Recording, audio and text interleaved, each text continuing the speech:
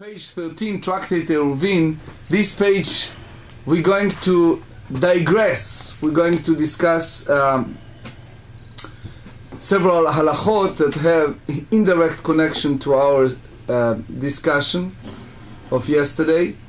The first halacha we're going to discuss is Sefer Torah, writing a Sefer Torah in different type of ink. Then we're going to discuss halachot with Rabbi Akiva and his students in relationship to a authority. Then the last part we're going to discuss the Hilchot Sotah, the halachot in regards to issue of Sotah, women in the Torah, that it was issue of faithfulness between the two, and how you treat it. As a last part, we're going to discuss also the writing of get, the divorce document, the formulation of divorce document, and we're going to finish the daf, in Mirza Hashem, times allow, to the whole machlokot between Bet Shammai and Bet Hillel, and the Mishnah, the dealing again with Hilchot Mavoy and Shabbat. So as you see, there is a lot of material we're going to cover in Mirza Hashem. So let's go to page 13, 11 lines from the top of the page. Amar Rabbi Yoshua ben Levi, 11 lines from the top of the page. כל מקום שאתה מוצא משום רבי ישמעאל אמר תלמיד אחד לפני רבי עקיבא, ענה לו רב מאיר ששימש רבי ישמעאל ורבי עקיבא. He said a certain student that said before Rabbi Akiva in the name of Rabbi Ishmael, so it has to be only Rabbi Meir, because he was a student of both Rabbi Ishmael and Rabbi Akiva. It's very important to note what the Gemara said in Ketubot in 96a. Serving as a student by a Rebbe, by a teacher, there's two components. One, what you learn. So those who watch us online, so you learn, even you are like some of our students in Switzerland and Hungary and South America. So it's a good way to learn Torah. But there is another phase in that, which is learning day by day, something that you don't learn in any college, university, yeshiva. You learn it just by being together with your teacher. So that's called Shimush Talmidei Chachamim. So since Rabbi Meir, he did the Shimush, meaning he was in some type of service for these great sages, he can be the best source for Rabbi Ishmael and Rabbi Akiva. The Tanya Amar Rabbi Meir. This is what Rabbi Meir said. כשהייתי אצל רבי ישמעאל הייתי מטיל קנטום לתוך הדיו ולא אמר לי דבר, כשבא אצל רבי עקיבא אסרה עליי. Here is a very interesting situation. Rabbi Meir was a student, but he was a student of two great rabbis.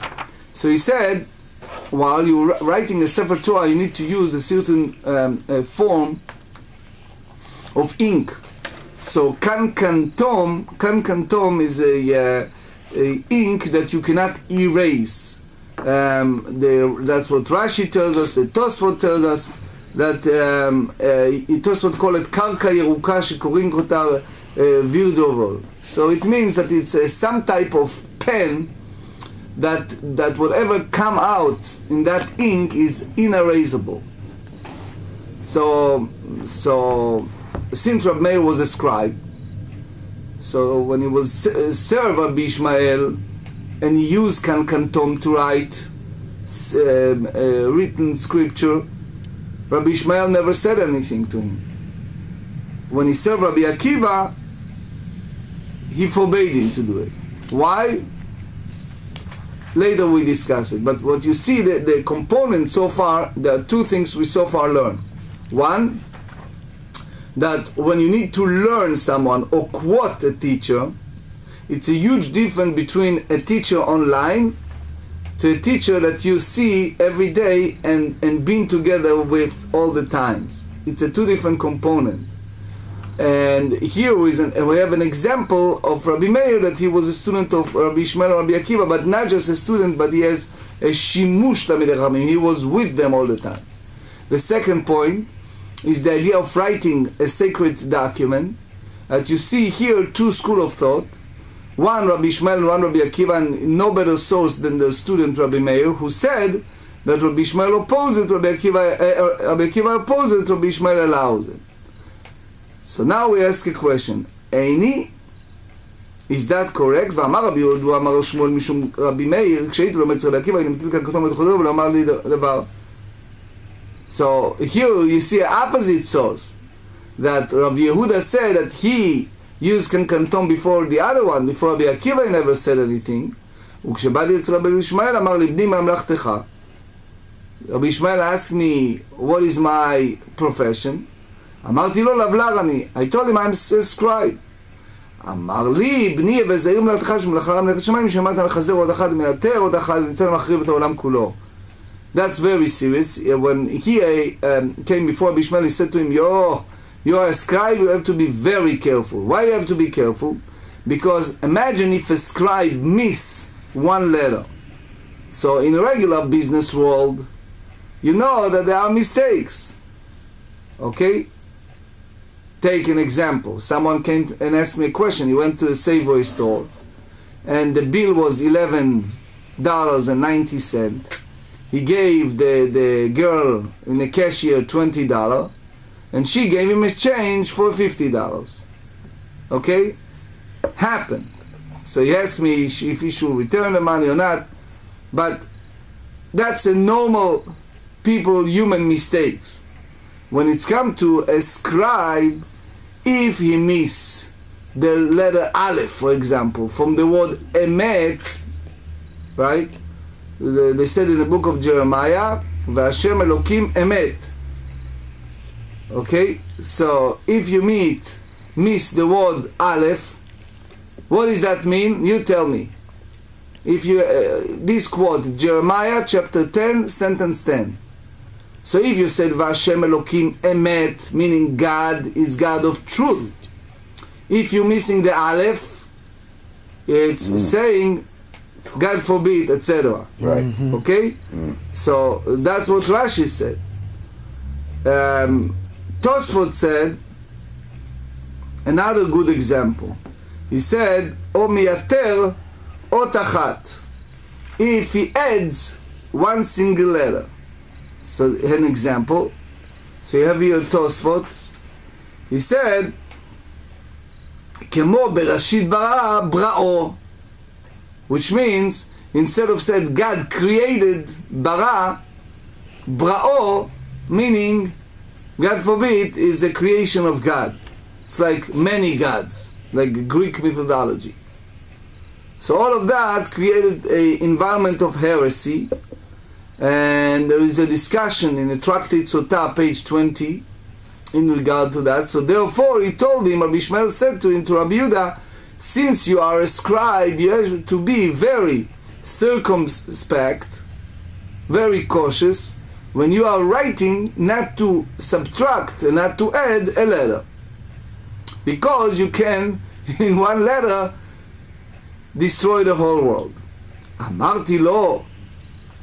So Rabbi Meir said, I said to Rabbi Ishmael, so again, Rav Yehuda said it in the name of Rabbi Meir. Okay, so he said to Rabbi Ishmael, דבר אחד יש לי, וקנקנתום שמו, שאני מטיל לתוך הדיו. So later, Rashi said, later we explain why he used that term. But he said, I have this kankantom that I used to write the Sefer Torah. אמר לי, וכי מטילים קנקנתום לתוך הדיו, do you take this pen and you put it inside the ink? So in other words, to take a substance called copper sulfur and which I place in the ink. So he said, Va'lo amra Torah. The Torah said in the book of Numbers, chapter 5, is a discussion regard to Sotah. Sotah is the situation of husband and wife that he suspecting her for being unfaithful to him. It's a discussion in the Torah. So the Torah said that the Kohen needs to take a part of the Torah, like take a parchment and write something from some small section from the Torah. וכתב את העלות האלה הכהן בספר ומחה אל מי המרים. And the Kohen needs to shall write these curses in a book, and he shall ballot them out into the water of bitterness. So what we learn from that? We learn from that כתב יכול שיכול להימחות, which means the Torah requires writing that can be blotted out. What does that mean? The Torah said the Kohen taking and writing the holy name of God. And the Gemara tells us that the Almighty said, ראוי הוא שמי שנכתב בקדושה להימחה על המים, that it's worth it, God said, כביכול, that even my holy name that was written in the most sacred point deserved to be erased in that water in order to restore peace between husband and wife. Because what's going to happen? Originally speaking, we're not allowed to erase the name of the Lord, right? Yet, what do? The priest, the Kohen, take a parchment, writing the name of God, combine it with water. The water created an erase for the name of God that was written on that parchment. And then he asked that wife to drink it. And then if nothing happened, it means that it's fine. That's what the Torah tells us. So with that in mind, we have to understand what's happening here. The scribe, the Kohen, that put the name of Hashem on that scroll, he is basically supposed to write the name of Hashem in such a ink that it will be erasable when it's combined with water. Yet, if you use a kankantom, guess what's going to happen? What's going to happen? He writes the name of God on that parchment, and it's written in kankantom, and he combines it with water, but the water is not going to erase the name of God. So they said, Maika Amarli umaika mehaderli. What exactly was the du-siach? What exactly was the conversation? What's the relationship between the response of Rabbi Meir that he combined kankantom in the ink to what Rabbi Ishmael said, that you're not allowed to erase, subtract or add a word from the Torah? Hacheka Amarli. That's exactly what Rabbi Meir intends to say to Rabbi Ishmael. לא מבעיה בחסרות וביתרות דלא טעינה דבקיאנה. For sure I am not going to make any mistake in missing letters or adding letters, because I am very erudite. I am very familiar, as the Gemara said in Megillah 18, I am very familiar with this. Said אפילו למחש לזבוב נמי. Even is a little fly. Imagine the scribe writing, and it's a fly running around the room, and you need to stop to catch the fly or open the window to let them leave the room, right? And that create confusion. So he said that's not going to happen. Dilma ate viati vatagei dedaletu machiklei. So, because the fly can sit on something I just wrote, for example, the letter the Dalet. So the letter Dalet at the top, they have a little crown. So the fly can sit there and erase it. Okay? And then what's going to happen? Imagine you have the word Dalet, right? Dalet. Now what happens if on the corner a fly come and erase it? Then what's going to happen? That Dalet going to change to a letter Reish. Right? Now what's the difference? Umash v'lei reish. So if it's mash v'lei reish, what's going to happen? We said Shema Yisrael, Hashem Elokeinu, Hashem Echad. If you erase the corner of the Dalet, God forbid, it's the opposite meaning. Mm-hmm. Right? So he said, so again, it's like heresy. That's what Rashi said in Sota, page 20. So they said, דבר אחר יש לי וקנקנתום שמו, שאני מטיל לתוך הדיו. So the Tosfot Yeshanim said that that's what happened with kankantom. In those days when they used that ink, the fly ran away. They didn't like the odor, the smell that coming out of that ink. And that ink was permanent. So when you use it to write a scroll, it was stand permanently on the scroll. Okay? So why is that? Because when Rabbi Ishmael said, oh, be very careful not to subtract and not to erase any letter, so he wants to show him as a proof. And he told him that he used kankantom and he's very in a full concentration. So now he said, kashya shimush hashimush, kashya asara asara.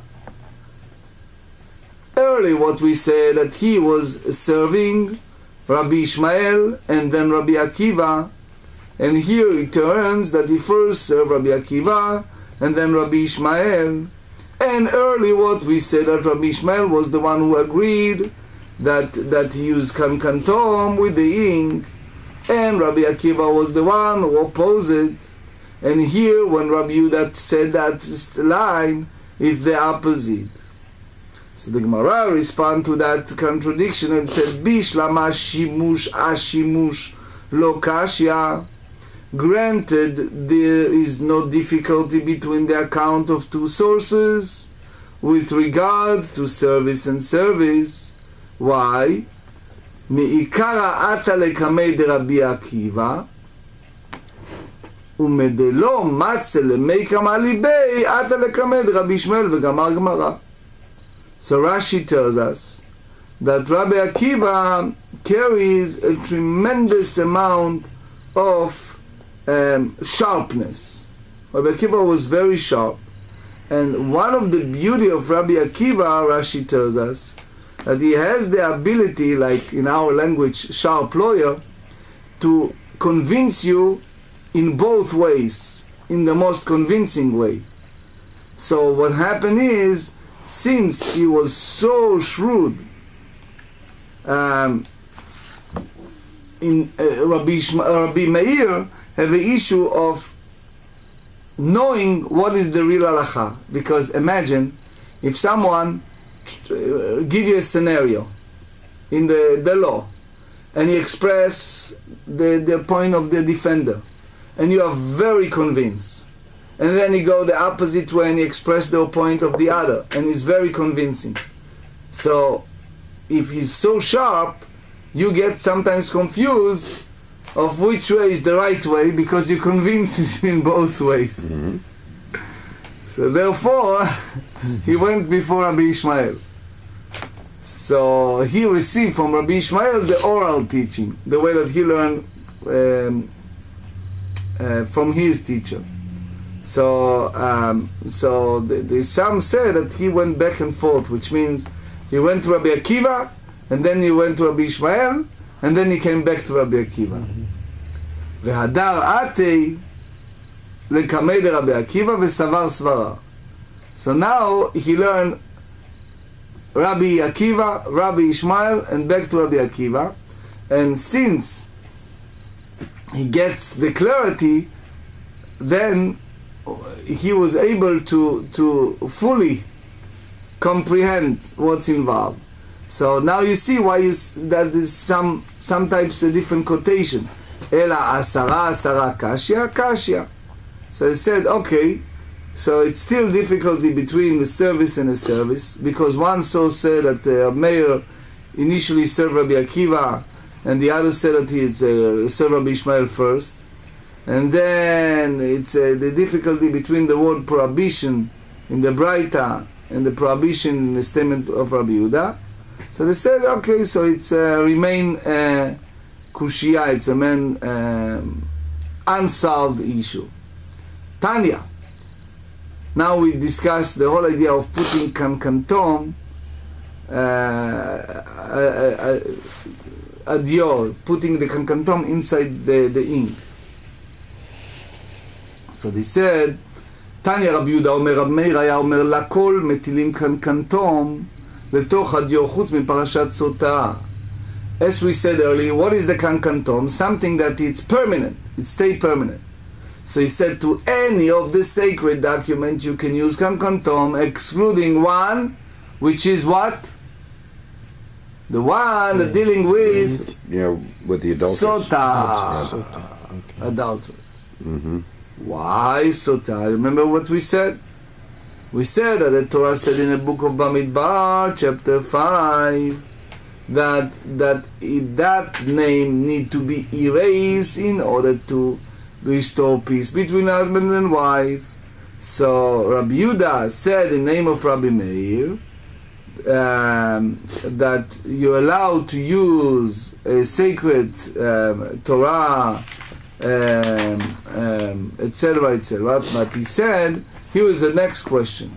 Since you do not use kankantom for sota, now the next question is, when you're writing Sefer Torah, can you use kankantom for the Sefer Torah itself that describe the scenario of the sota? And the answer, according to Rashi, is no. You cannot use kankantom. You can use it for other document, but not for that one, in the Torah itself. ורבי יעקב אומר משמו, חוץ מפרשת סוטה שבמקדש. Rabbi Yaakov said, no, that's apply only to the sota where in the Beit HaMikdash, when you used to do it for real, in order to erase it in this bitter water. But when you're writing the Sefer Torah, you can use kankantom. My benayu. What's the real difference between Rabbi Yehuda and Rabbi Yaakov, the name of Rabbi Meir? What is the foundation of their disputation? Amar Rav Yirmiyah limchok la min haTorah ika benayu. So since the Sotah, the Torah use the word umacha, that it erase the name of God, so can you take part of the Sefer Torah itself and use it for the Sotah? So Rabbi Yehuda hold that you can do it. Rabbi Yaakov hold that there has to be a special document, a special scroll that used solely for this purpose. So, according to Rabbi Yehuda, because you can use the sota that is written within the Sefer Torah to use it for the sota, so therefore he hold that you cannot write that part in the Torah itself with kankantom. Why? Because it may happen that even you finish writing the Sefer Torah, maybe a case of sota come up, and according to him you can pull it out of the Torah and use it. So therefore, you cannot use kankantom for the Torah, for the Parshat Sotah. That's what he holds. But since Rabbi Yaakov, however, hold that you need to have a separate parchment that's written solely for that purpose, so therefore, if you're writing the portion of Sotah, you cannot use kankantom. But if you're using it for the Sefer Torah, you can use it. V'hanetanai kananetanai. Rabbi Yehuda and Rabbi Yaakov have this different but similar disputation. The Tanya, en megilata kshera להשקות בה סוטה אחרת. Beautiful. Trace the situation. Mr. Reuven, he come with his wife, let's call her Malka, and he claimed that it was the issue of unfaithfulness. Okay? The Kohen, okay, David the Kohen, what did he do? He is writing now the Parshat Sota for Reuven in order to have his wife Malka drink it. Meanwhile, what happened? Malka came up and she agreed that she did it. She doesn't want to go to all this ritual, and she decided, she confesses and she said it's true, I was unfaithful, etc. Okay? Now they have this parchment that was written for Malka. Shimon come in and he has his wife Batya, and the question is, can you use that parchment that was written for Malka? Since it wasn't used, can you use it now for Batya? Different name. Different name. No. Yeah, but it's written the same way. The name is there is the name of Hashem that she needs to drink. It's not her name. You write on a scroll the name of Hashem, and then it's erased, and then she needs to drink it. It's nothing to do with the personal name. Yes. So now you see the issue. Rabbi Yaakov in the Bright as a whole that you cannot use it for other person. You have to use it only lishma, only to that person that was originally intent. Rabbi Achai bar Yoshi Amar מגלתה כשרה להשקות בסוטה אחרת. He said no. What's the problem? You take the name of God that was written in that parchment. You didn't use it yet. You wrote the name of God for the purpose of Malka. But since it's not applicable, so you can go ahead and use that for the other one, for Batya. Amar Rav Papa, Dilma Lohi. Maybe this disputation is not so. Ad kan lo kamar Tanakama atam.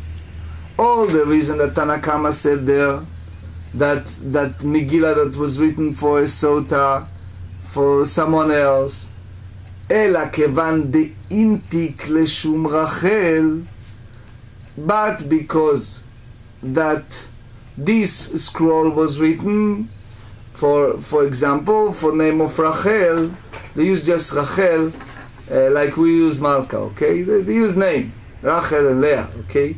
So it was written for Rachel, Tu lo hadra minakta leshum Leah. So when he wrote originally the name of Hashem, he intended to use it for Rachel. Now he want to use it for Leah. Aval gabei Torah distama mikatva. But when he writes the Torah, when it's written the Parshat Sotah and it's written the Torah, it's not for a specific woman. It's just the way that you write the Sefer Torah. Hachename demachkinan. So you can go ahead and take some lines from the Torah, cut, and use it for that purpose. Some words. So Amar Rav Nachman bar Yitzchak Dilma Lohi. Maybe it's not so.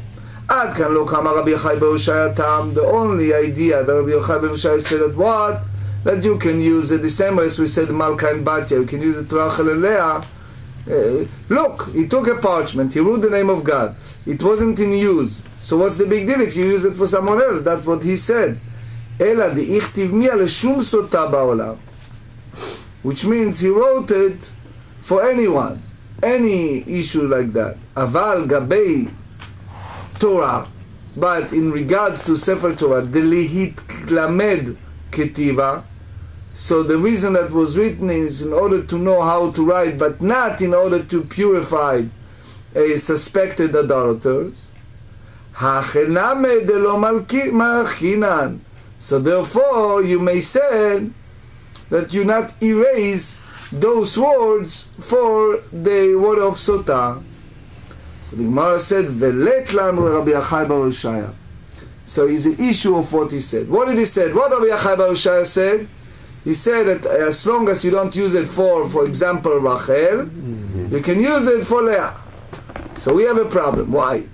Now we're going to juxtapose that to the Gittin.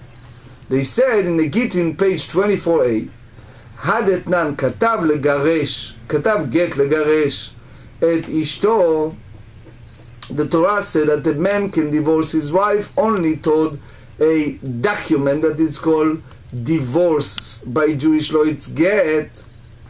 Turn the page, 13b. ונמלך ומצאו בן עירו.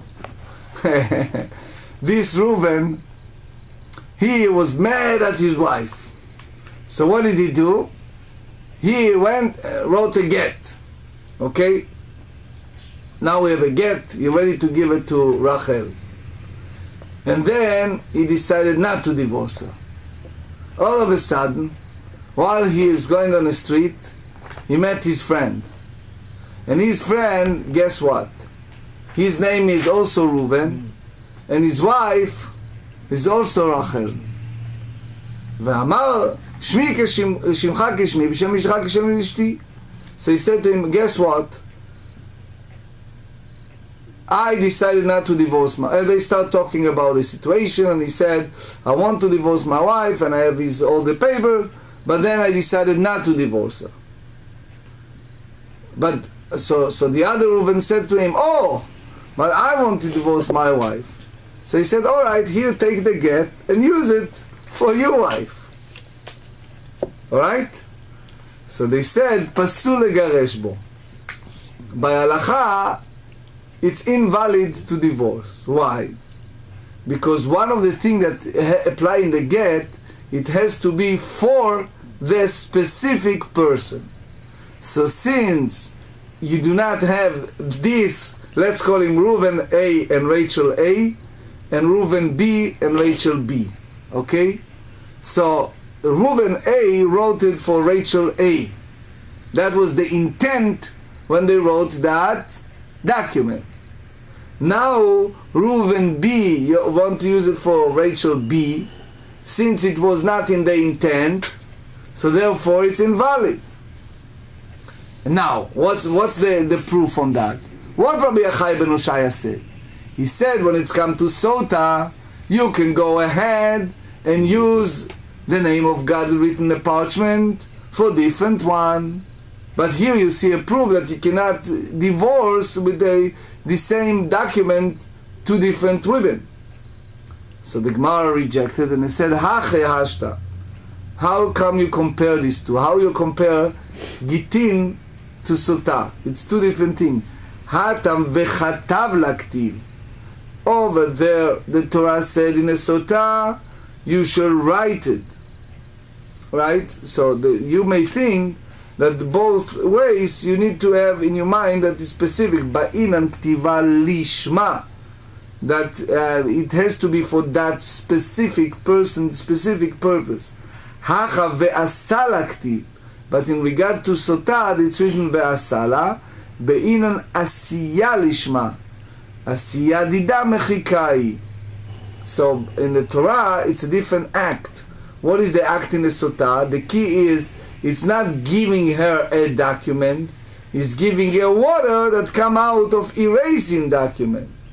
So therefore, you cannot compare the two.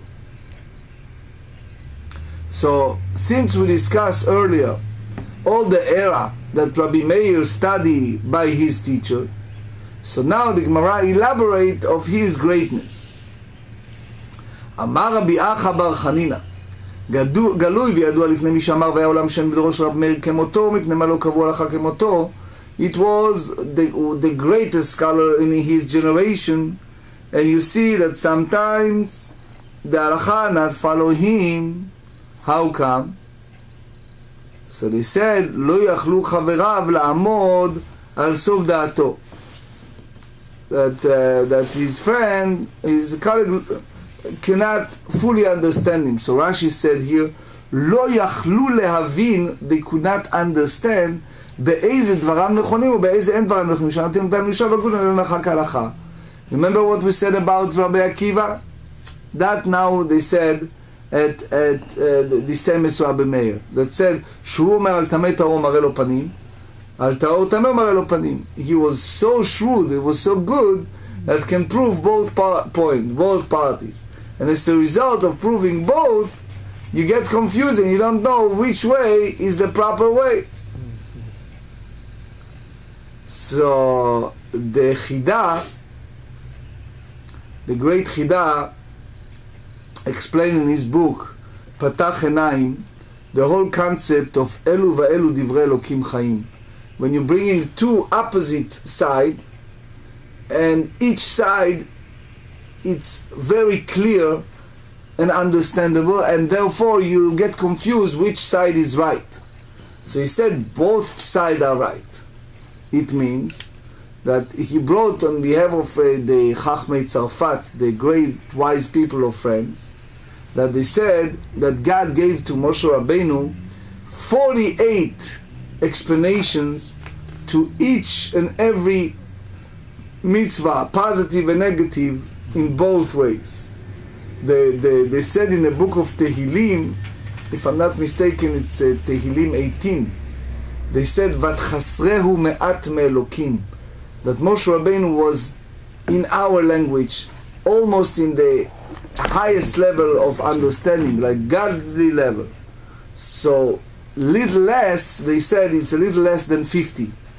So, they in a few places, they use the word Sha'arei Binah, the level of understanding is like the level, the very high level. So Rabbi Nissim Gaon said that it was a 49 way to make it pure, and 49 ways to make it impure. And he quote from the Song of Songs, they use the word V'diglo alai ahava. So he said that the word V'diglo is a numerical value of 49, and he used the word Chalil Mezukak Shivatayim. Shivatayim, 7 times 7 is 49. So basically what he tried to say is that he was so capable, so smart, to go either way in a full gear, so you understand each way and convince each way, and gets you very confused. You know the story about the rabbi and the Rebbetzin. You know that story? Did I ever tell you that story? Is the two fellows came to a rabbi, and they are fighting. So the rabbi said, okay, I'm not going to hear you both. You're screaming each one. One of you walk out. I hear the first one, Reuven, and then I hear Shimon. So Reuven came in, and he was on and on and on and on. And the rabbi heard him, and he said, makes sense, you're right. So he left happy. Shimon came in, and he said, oh, whatever he said is not true, and he went to his point, and he explained. The rabbi said, makes sense, you're right. So he left happy. The Rebbetzin was cooking in the kitchen. So she came in, and she said to her husband, come on, how come you told Reuven that he's right, and Shimon that he's right? It can't be that both of them are right. So he looked at her and he says, you are right too. Anyway, Tana. So the Braita said, Lo Rabbi Meir Shmo El Rabbi Norai Shmo. His name was not Rabbi Meir, his name is Nehorai. ולמה נקרא שמו רבי מאיר? And why his name is Rabbi Meir? שהוא מאיר עיני חכמים בהלכה. That even not always, the Maharsha said, that his friends fully understand him, but because he was capable to give explanation in both ways, and therefore it's called Meir. He lightened the eyes of the rabbis, of the sages in halacha. ולא נורא שמו אלא נחמיה שמו. His name was Nehemiah. ואמרי לה רבי אלעזר בן ערך שמו. Remember we studied about רבי אלעזר בן ערך? He was a great student. ולמה נקרא שמו נהוראי? שהיה מנהיר עיני חכמים בהלכה. So why he call him נהוראי? Because he was enlightened, מאיר, the eyes of the sages in a matter of halacha. אמר רבי, היידי מחדד מחבריי, דחזיתי לרב מאיר מאחורי. The reason that I'm sharper than all my other friends, my other colleagues, it's because I was the first line. In those days, they used to have lines of students, and I was sitting in the one line behind him. But if I saw him straight to his front, I'll be able to be more incisive because it's written dichtiv in Isaiah 30, v'hayu einecha ro'ot et morecha. Your eyes, the Maharsha said, when you look at your teacher and you see the facial expressions, the hands movement, the expressions, and the implication, you understand a lot of things that you do not understand if you are not straight with your teacher. So he said that the rabbis explained that in those years they used to sit in a line, and the students, basically the important student, the advanced students, sitting in a close line, and those others were on the back. So therefore, they said, the Chida said, it's a book that he wrote called Midbar Kdeimot. So he said, over there in the Ot Tzadik, if you want to see it directly, he said, Letzayer bedato, that the person, anytime, if you have a question in halacha, and you don't have your Rebbe right away there, so you should close your eyes and imagine that you asking your Rebbe that question. So for sure, if you can, you should ask. But he said, if you have a difficulty and you don't have the Rebbe right away, so he said, according to the Gemara in Rosh Hashanah, Tet Zayin, page 16b, they say that when you need to see the 3 times a year on all the festivals, your Rebbe. So they said, the quoting the Arizal, the Chida quoting the Arizal, and he said, the Ari said of 16th century, he said that if you imagine the vision of the picture of your teacher, of your Rebbe, and it helps to comprehend difficulties. In other words, if you have a halachic question, for sure you need to ask a permanent rabbi. But if you have a difficulty to understand some text, so he suggested that you close your eyes and you imagine that you have the Rebbe there, and he can elaborate and explain to you those difficulties. So that it means, in a sentence, ve'ayu enecha, and your eyes shall see your teacher. That's what he meant. אמר רבי אבאו אמר רבי יוחנן, תלמיד היה לו לרבר וסום חושנו, שאמר על כל דבר שלו 48 טעמי טומאה, על כל דבר שטהרה 48 טעמי טהרה. Same idea, that you have students that have a 48 explanation for both ways. So as we said, it's the 50 Sha'arei Bina, 50 gates of understanding, and Moshe Rabbeinu have 49, but Chasreu Me'at is a little less than fully. Tana, Talmid Vatik Haya, he was a known and erudite student, ביבנה שם מתאר את השיר ב-150 טעמים. That he brought a 150 explanation of a purified sheretz. Sheretz is like creeping animals, that it's a small ones. So Tosfot said, so that he has the ability to understand in such a level. But אמר אבינה, אני אדון ואתארנו. ומה נחש שממיש מרבה טומאה, טהור שרץ שאין ממית מרבה טומאה לא כל שכן. He says, if you talk about scorpion, a snake, that he can cause death, and therefore by causing death he expanded the impurity in the world. But after the snake die, is not one of the 8 creeping animals, and is not carry contamination. Sheretz, that it's not killing all these 8 shratzim, neither killing men nor animals. Yet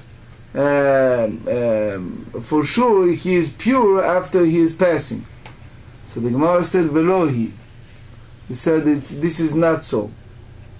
Maaseh kotz be'alma ka'avid. A snake is performing a mere act of a throne, which means that Tosfot explained, and the Ran explains that he just caused death. There's nothing to do with the law of impurity with the corpse. אמר רבי אבא אמר שמואל, 3 שנים נחלקו בית שמאי ובית הלל הללו, אומרים הלכה כמותנו והלכה כמותנו יצא הכל, ואמרה אלו ואלו דברי אלוקים חיים והלכה כבית הלל. He said 3 years house of Shammai and house of Hillel disagree. Each party said that the halacha is according to us. Then it was a voice from heaven came that said that we go by Beit Hillel. But the same token, both of the parties, both of the house of Shammai and the house of Hillel, is the word of God. But halacha is following Beit Hillel. So the rabbi said, how come both parties are right? So they said that when we use the word halacha, it means halacha lemaaseh, that practical halacha. Go to Beit Hillel. So if both parties is the word of divine God, so why Beit Hillel merited that it's not just in a sense of final halacha, but they have the zchut to go, they have the privilege, the merit to go by them. It said, Bifnei nochim va'aluvim. It's because they are very humble, they were agreeable and forbidding, showing restraint when affronted. And when they taught halacha, the word ve'ayu v'shonim divrehem ve'divrei Beit Shammai. They always teach what they said and what Beit Shammai said. Ve'lo od ela shemakdimin divrei Beit Shammai ledivrehem. Not just that, before they finalized the halacha, they brought the other party and what the other party said in fullness, and only then they bring their opinion. So there's a famous story about the convert, that someone came before Shammai and before Beit Hillel. So they said that Shammai threw him out and Hillel taught him to love your neighbor as thyself. So the whole idea of showing tremendous respect to the other party, and they agreed to disagree, and they brought the other party first what they have to say, and then themselves. So it's just show you a level of humbleness. באותה ששנינו, it's like what we study in the tractate Sukkah 28, מי שהיה ראשו ורובו בסוכה ושולחנו בתוך הבית, בית שמאי בודדים סלים וליל מכשירים. If someone, he is like, let's say he lives in Manhattan, New York, in a big residential building, and he has a small balcony. So what happened is, the table is inside the house, and his body, his head, his body is in the balcony. But the table that he's eating, it's inside the house, it's not in the sukkah. So Beit Shammai, poslim v'leil mashirim. Beit Shammai invalidated it, but he said it's fine, he can use it for sukkah. אמרו בית הלל לבית שמאי לא כך היה מעשה, הלכו זקני בית שמאי לבית זקני בית הלל, וברכת רבי יוחנן בן אחורנית. They said that's not the story. They said when they visit רבי יוחנן בן אחורנית, ומצאו יושב ראשו רובו בסוכה ושכונו בתוך הבית. They saw him in that situation sitting like that. אמרו להם בית שמאי, אם משם ראיה, can you bring the proof from that story? והרי אף הן אמרו לו, אם כך היית נוהג לו קיימת מצוות סוכה מימיך, if that's the way you do it, they said to Rabbi Yochanan ben Achoranit, you never fulfill properly the mitzvah of Sukkah. Lelamedcha. So you see how you rule halacha according to Beit Hillel, because they have such a level of humbleness, שכל המשפיל עצמו הקדוש ברוך הוא מגבירו, וכל המגביר עצמו הקדוש ברוך הוא משפילו. So it's derived from that something personal lesson to all of us. And that someone who humble himself, Hashem make him a big shot, right? A highest. And someone who always seeking to get recognition, Hashem, the recognition run away from him. I see you guys thinking about all kind of כל המחזר על הגדולה, הגדולה בורחת ממנו.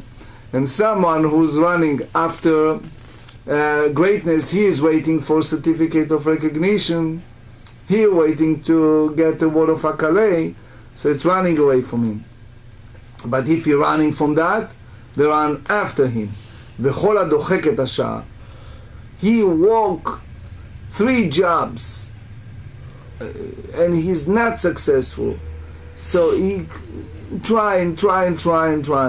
שעה דוחקתו. So his goal is he must have a beautiful Nissan Z370 sports like his friends. So he's taking 3 jobs and he's not successful, and he try another job. Do you know any guy like that? So they said, "V'chol nidchem mipnei sha'ah," and someone who's just understand that that's not the time. Sha'ah omedet lo, Hashem help that whatever the time comes, he will get what is intent from heaven for him. Tanu Rabbanan, 2 shanim umechza. Now it's a machloket in regard to the creation of man. 2 שנים ומחצה נחלקו בית שמאי ובית הלל. לא אומרים נוח לו אדם שלא נברא יותר משנברא. That's very famous. That it was 2.5 years that בית שמאי and בית הלל disagree. They said it should have been preferable that man not been created than to have been created. Why? Because it's Yetzirah all the times. So it's better for man not to be created in the first place. והללו אומרים נוח לאדם שנברא יותר משנברא. So they said it's better that Hashem created Adam than not created him in the first place. Why? Because Hashem never put someone to a task that is behind his ability, and therefore if he overcome those evil inclinations, it's better that he was created than he's not created. נמנו וגמרו. So they come to conclusion, Noach, lo la'adam shelo nivra yoter mishenivra. It's better for a man not to be created than to be created. However, achshav shenivra, since he was created, yefashpesh mema'asav, he constantly has to make a self-search. He need to take an inventory, v'amrela, yefashmesh b'ma'asav. Or he should be scrutinize his planned actions and evaluate whether or not and in what manner those actions should be performed, so he should not sin and he should fulfill what Hashem expects him to do. So it's like the Ritva said, that if you have a mitzvah, you should always think that that mitzvah is for everlasting, versus to do other things like sin or vanity, that that's temporary. The joy, the imaginatory joy is emptiness. It's just for that very moment to enjoy the sin, but then it's emptiness. So therefore he measured the two, and he followed and he overcome those difficulties. Now we're going to the Mishnah. We're back to the Dinei Korah. The Mishnah says Korah Shamru. You remember we talked in the previous Mishnah that how you make a mavoi kosher. So you said you use the korah, the bean that the sages stated. So when you have these two sides, then you have to have the korah in between. Rechava kedei lekabel ariach. It has to have the wide enough to receive the small brick. והאריח חצי לבנה של 3 טפחים. So this part, it's in the 3 טפחים, 3 handbreadths. דיה לקורה שתי רחבה 2 כדי לקבל אריח לרוחבו. So it's sufficient that the crossbeam will be a handbreadth in width, not a handbreadth and a half, enough to hold a small brick across its width. רחבה כדי לקבל אריח ובריאה כדי לקבל אריח, which means that it has to be small, wide enough to hold small brick and sturdy enough to hold a small brick. רבי יהודה אומר רחבה אף על פי שאין בריאה. רבי יהודה said it's wide even that it's not stirred. הייתה של קש ושל קנים. If it was made a straw of reed, so one considers that it's made על כאילו של מתכת. עקומה, if the crossbeam is curved, is not straight, רואים אותה כאילו פשוטה, we consider as if they were straight. עגולה, if it's round, רואים אותה כאילו מרובעת, we look like it's a square.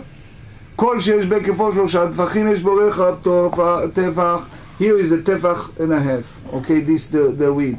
So he said any bean which having all around the bean, full around the bean, 3 handbreadth, is a handbreadth width, which means in a diameter, and therefore it's valid, it's kasher. Now we're going to a practical halachot. First halacha is writing Sefer Torah in kankantom. We explained that there is a different way of writing Sefer Torah, and it's a permanency of the ink. So they said a Torah scroll is written with ink made from a soot of burnt oil and gall water. That should be lechatchila. However, ink with copper sulfate is like kankantom. It's b'diavad okay. Shulchan Aruch Yodea 271. We also discussed the sota. The Torah scroll used in the ordeal of a sota in the Beit HaMikdash may not be written in ink with copper sulfate, since in the case of writing will not be erasable. That's the Rambam Ilchot Sota, chapter 3. We also said that writing the sota must be written in her name. If it was not written on or erased in her name, it is invalid. So that's we follow the tractate Sota, and we said the same about get. That we said that a bill of divorce, get, that was written in the name of one woman cannot be used in a divorce proceeding of another woman. This restriction applies even if the name of the woman, their husband, and their places of residence are the same, because a bill of divorce must be written in the name of a particular woman. The Ibn Ezer said it in 131. So also they said the student must sit before their teacher so they can all see him, in a sense that they can learn not only the lesson itself but also from the facial expression. We learned several halachot in sukkah.